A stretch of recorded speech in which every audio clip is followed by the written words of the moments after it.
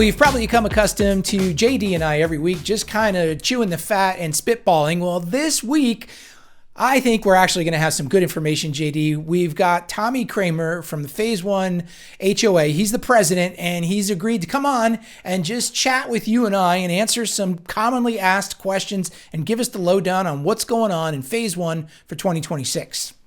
Right on. Yeah, Tommy's a great guy. I've known him for quite a while. I've been in the same industry. And he's super interesting, very fun guy. I'm excited to have him on, see what he has to say. So let's get into it. Just tell me, as the HOA president, what's happening in 2026 that we need to know about? Let me tell you guys, thanks for having me. I'm really glad to be on your platform.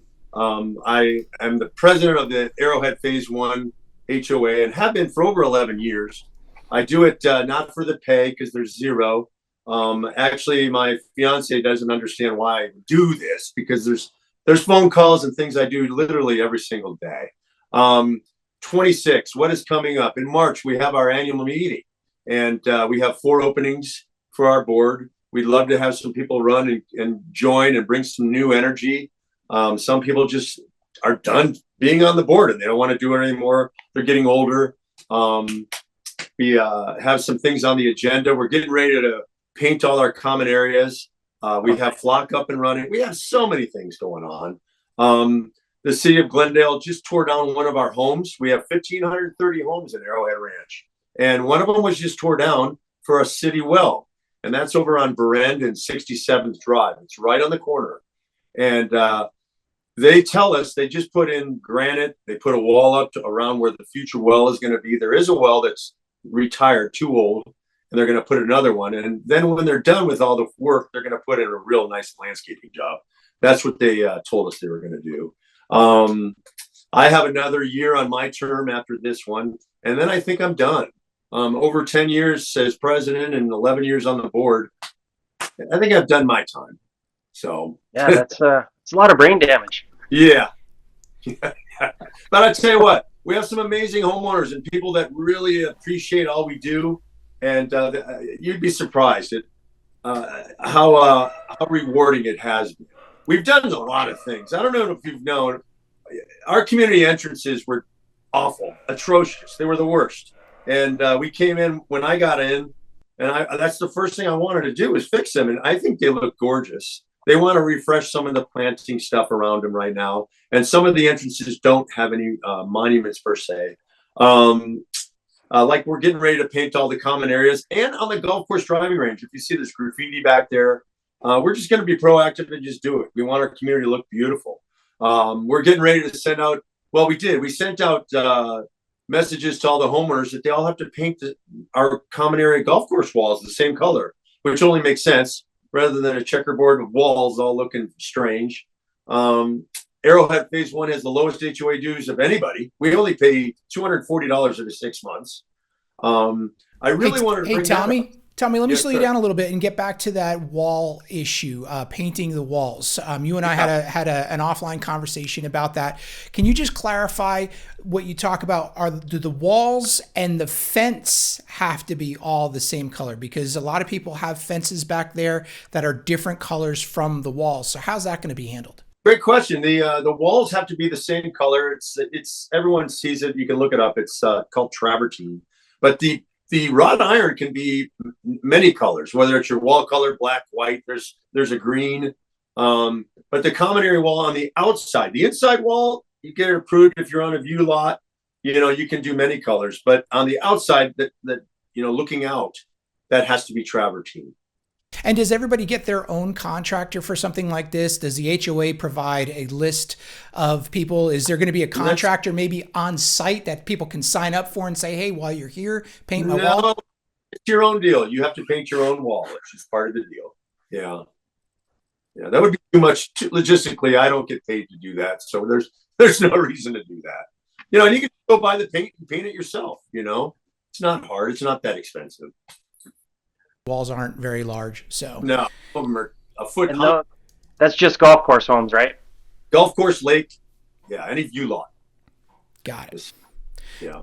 Hey, so Tommy, after 10 years or 10-ish years of being president of Phase One, help me understand what you're most proud of, what the community should be most proud of, and what's the one ongoing issue you'd like to see fixed before you end your term?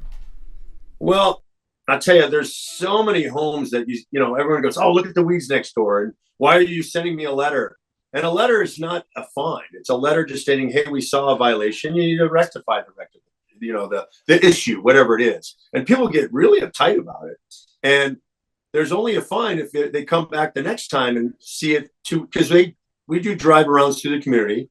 There's overnight parking drive arounds. So if you get a violation and then you do it again, then you're going to get a fine. And nobody wants to pay extra money for a goofy violation. And other people get really mad also because we have an HOA. When you moved to the community, you signed off on it. You have to abide by our CC&Rs.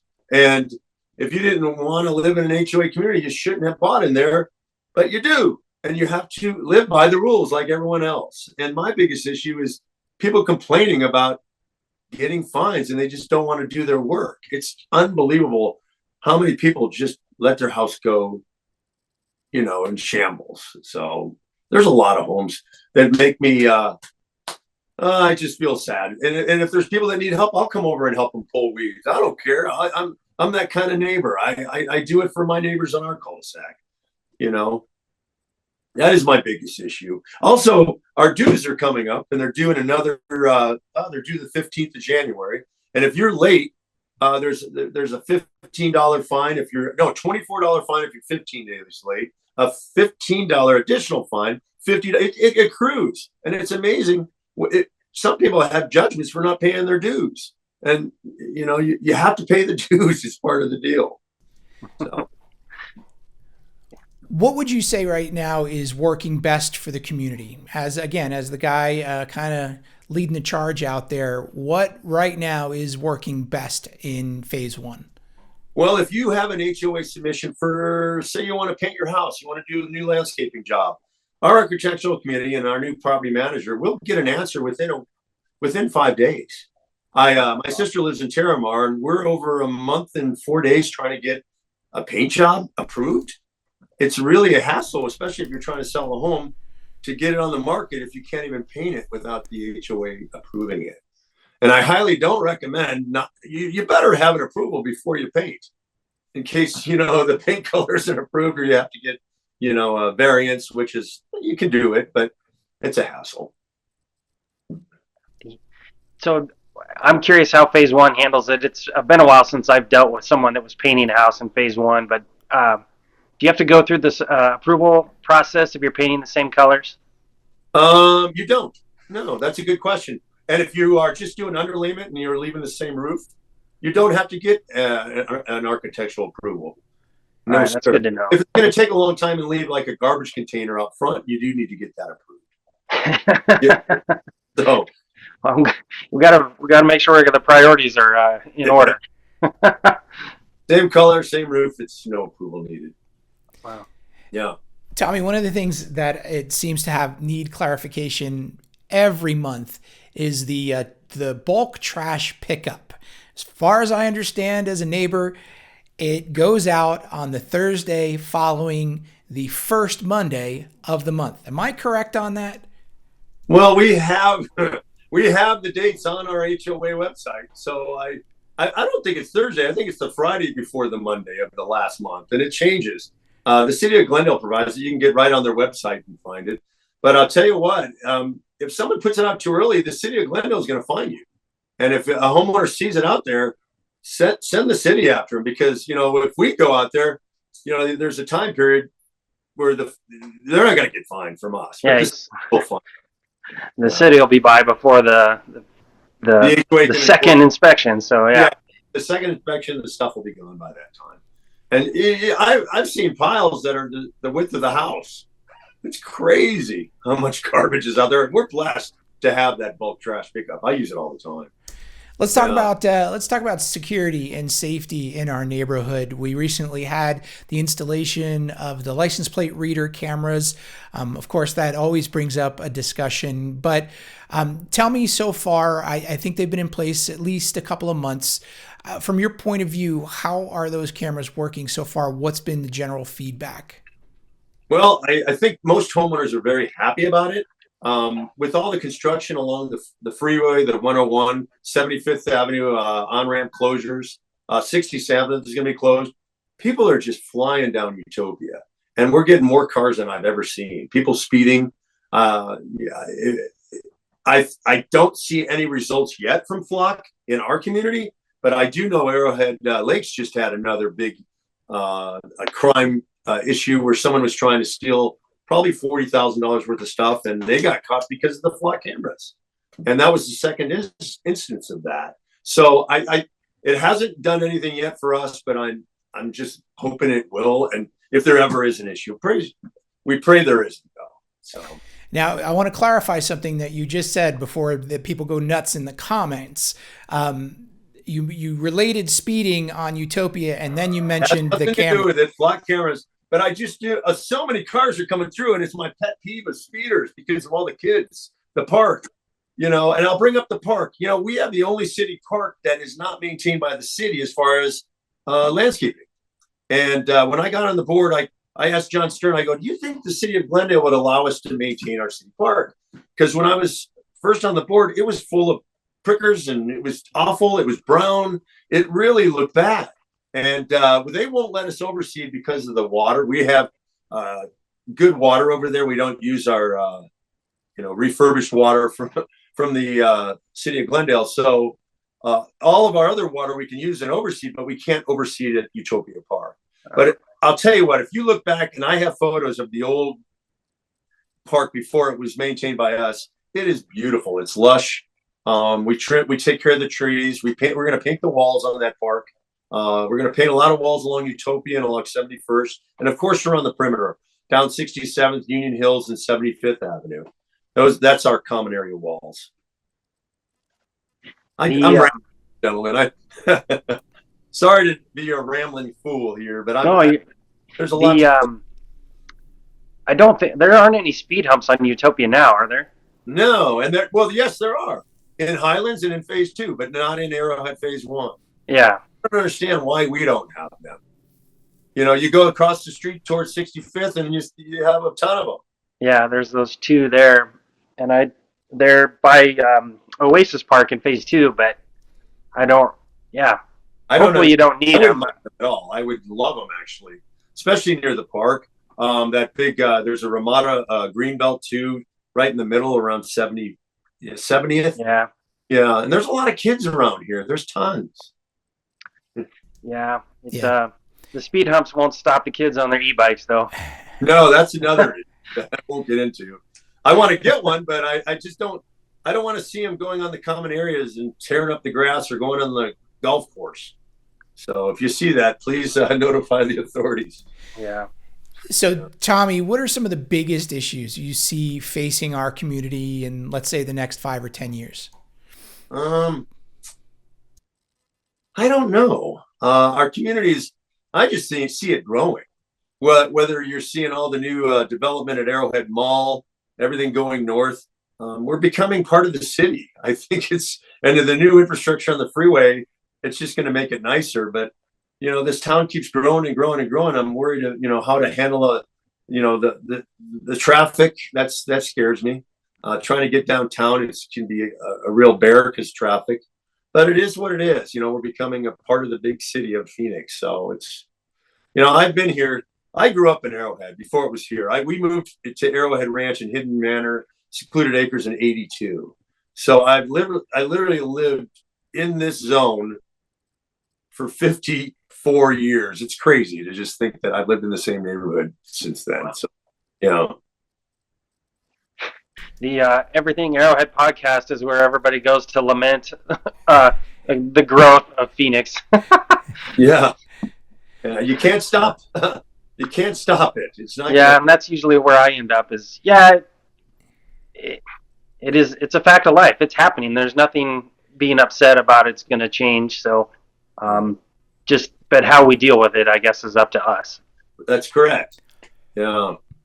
And Arrowhead's beautiful. You leave and you go away and you come back after a week's vacation. You go, oh my goodness, our neighborhood is gorgeous. I'm just so proud of it. I really think we live in one of the nicest communities. Yes, it's getting older. I'm worried about, stuff aging, but we have a really nice community, and most homeowners take a lot of pride in it. Tommy, what can homeowners do now that you're talking about homeowner pride and value? What can homeowners do to basically secure their investment, to keep their equity built in the homes that they've bought and lived in for so long? What's the best thing or number one thing they can do to help their whole community remain valuable? I really think just keeping your home maintained, whether it's painting it, keeping it clean, making sure the yard is perfect. I'm a freak. That's my getaway zone, is to go out and do yard work. And right now the weather's so nice. It's crazy not to be out there just enjoying the beautiful sunshine. It's so nice today. Yeah. It's really nice. I have a TV on the patio. We're out on the patio watching more TV than we do inside the house. We live in a beautiful, beautiful community. All right, I'm going to ask you this. What if you had no budget concerns? If money was no object and you were in charge, continued to be in charge, if money were no object, what would you spend? What issue would you fix in and around our community? Oh, there's no doubt I would buy Arrowhead Country Club. I would love to have, I think if it was a private owner, there'd be more love put into it. I'm very excited about the tennis courts and pickleball courts they're putting in. Little nervous they might be loud because I live so close to those. I play tennis every day. I'm playing tonight at 6 p.m. up there. And I don't know. The lakes are an issue. We have Arrowhead Phase One has 2 lakes, and we maintain them. They're blue. And I'll tell you, some of those lakes along hole 8, sometimes they're just disgusting. And even in the wintertime, I could see some sludge or muck in there. And that's an issue. It makes me nervous. I don't think they really put the love that they could be. Though I see a lot of things and a lot of good changes at Arrowhead Country Club, and I'm a proud member and I love it. But if that would be something I would love to do, is own Arrowhead Country Club. So have us homeowners own it. That would be great. Clarify something. I know that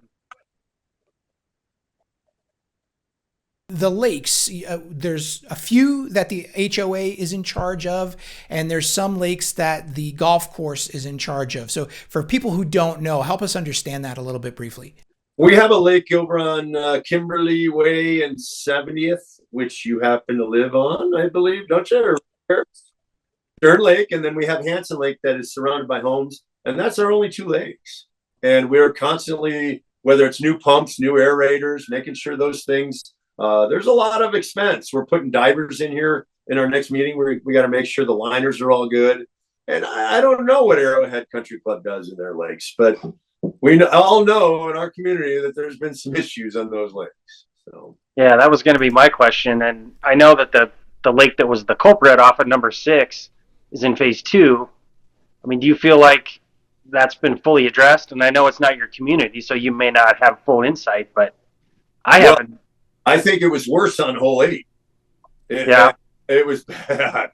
And we got a lot of petitions, people signing, and the city was after him. They were getting ready to sue him. They did sue him. They filed a lawsuit. They arrested the greenskeeper. Yeah, which he wasn't the guy. That wasn't the. He was a scapegoat. He was a scapegoat, and he's no longer there, sadly. But he went on to bigger and better things. A very nice man, but well, and I think just what taking action got things going. I don't know if arresting the guy in charge of maintenance was the right step or not, but it seemed to get things done. They had to arrest somebody. Yeah. In the news. Yeah. I'll tell you what, Lauren Tomachov's been, and the city of Glendale has been great. And anytime there's an issue, if we need help, they respond quickly. And there's an app called Glendale One. If you have an issue with the lake, you get on there and file a complaint. They're quick to respond. I've done it. We've had sewer issues in our neighborhood where if there's a smell, you let them know. If there's something at the park their basketball hoop is messed up, they'll come out and they'll take care of it. They're really quick about it. There's also an app for our HOA. If you see somebody that's in violation, you can report it right on your phone. It's really easy. Yeah. And I use both. Tommy, thank you for answering so many of our questions today. Is there one last thing you want to leave the residents with before you sign off today? I just want everyone to know that, I'm not looking for power or anything. I just want our Arrowhead Ranch to look beautiful, and I take pride in it. And I love our neighborhood, Arrowhead Ranch Phase One, and all the surrounding areas of Arrowhead. I love our community. I feel good, JD, knowing that we've got a guy like Tommy kind of driving the bus around our neighborhood. Super nice guy, very genuine, very open. I don't know, what more can you ask for in a HOA pres? They get a bad rap sometimes. Yeah, and he's braver than I am. I'm adamant that a realtor should stay away from their HOA, but Tommy's done it at a high level for a long time, so it was great to have him on. Always good insight. Yeah, and he's just got both sides of the coin. He understands what it's like as a realtor, which comes with a lot of great knowledge, as you know, and he understands it all coming from a man who lives in the neighborhood too. So I think Tommy's doing a great job. Thank you so much, Tommy, for coming on our Everything Arrowhead podcast. As always, you can reach out to us and send us your comments and questions at everythingarrowhead.com.